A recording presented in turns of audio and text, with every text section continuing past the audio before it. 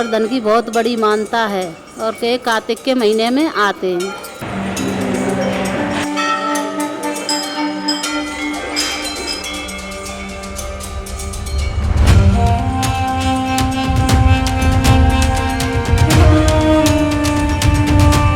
इंद्र ने 7 दिन तक लगातार कंटिन्यू बारिश की और उसका घमंड चूर करने के लिए भगवान श्री कृष्ण को अपनी उंगली पे गोवर्धन पर्वत को उठाना पड़ा।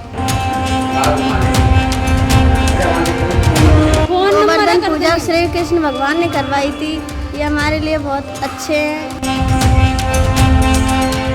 गोवर्धन पूजा दिवाली के बाद में मनाया जाता त्यौहार है और ये जो है क्या नाम है आम इंसान जो है इसलिए मनाते हैं ताकि घरों में सुख शांति और प्लस इंद्र देवता का घमंड चूर करने के बाद में हम इसको त्यौहार मनाते हैं। भगवान श्री कृष्ण जब पैदा हुए थे तो उस टाइम हम इंद्र देवता की पूजा कर रहे थे, तो उन्होंने बोला कि जब हमें खाने पीने का जो अन्न जो है हमारा सब कुछ इसी से मिलता है, गोवर्धन पर्वत से मिलता है, तो हम इंद्र देवता की क्यों पूजा करें।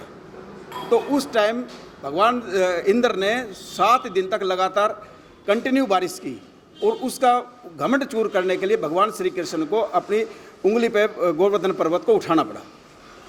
और आज के दिन 56 भोग का जो इसका गोवर्धन इसको महाराज को लगाया जाता है भोग, और 56 भोग भी इसलिए लगाया जाता है कि भगवान माता यशोदा जो है एक दिन में 8 बार भोजन करवाती थी भगवान श्री कृष्ण को।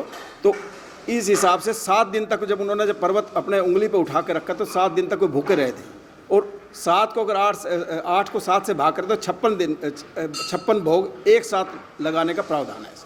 खिचड़ी टाइप में बनती है, उसकी दाल क्या नाम है बाजरे की खिचड़ी बनाई जाती है, कढ़ी और बाजरे की खिचड़ी के हिसाब से इसका भोग लगता है इसका।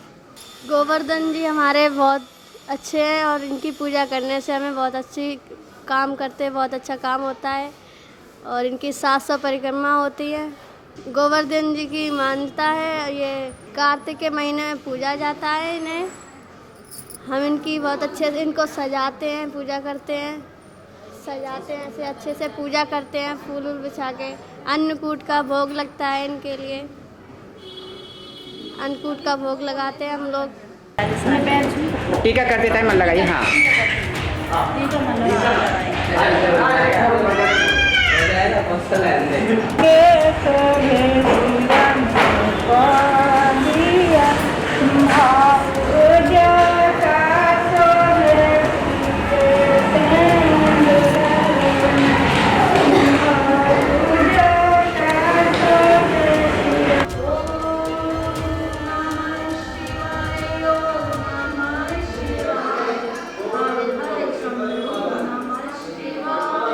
गोवर्धन पूजा श्री कृष्ण भगवान ने करवाई थी, ये हमारे लिए बहुत अच्छे हैं और इनकी उंगली पे उठाए गए थे गोवर्धन जी, और ब्रजवासी ने इनका बहुत अच्छा पकवान बनाया था, बहुत अच्छा इनकी पूजा भी की थी।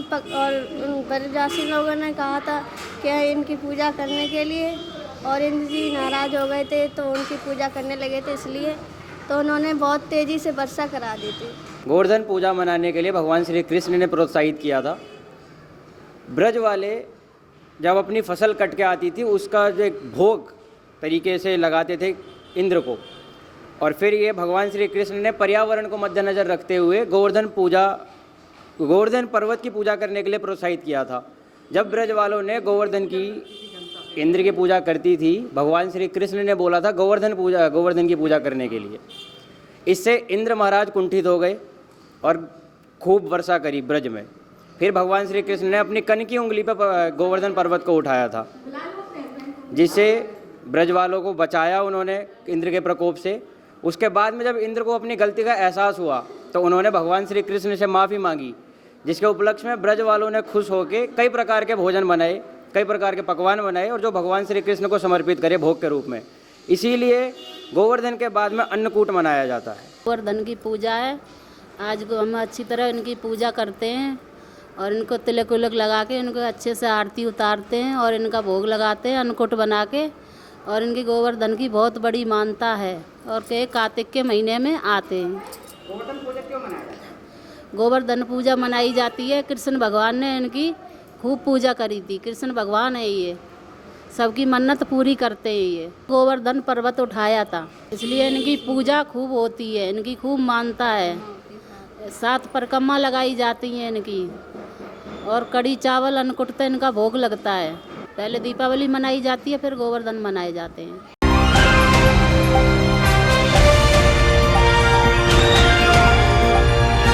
दिल्ली, हरियाणा, उत्तर प्रदेश, राजस्थान की हर खबर के साथ देखते रहिए न्यू इंडिया न्यूज नेटवर्क।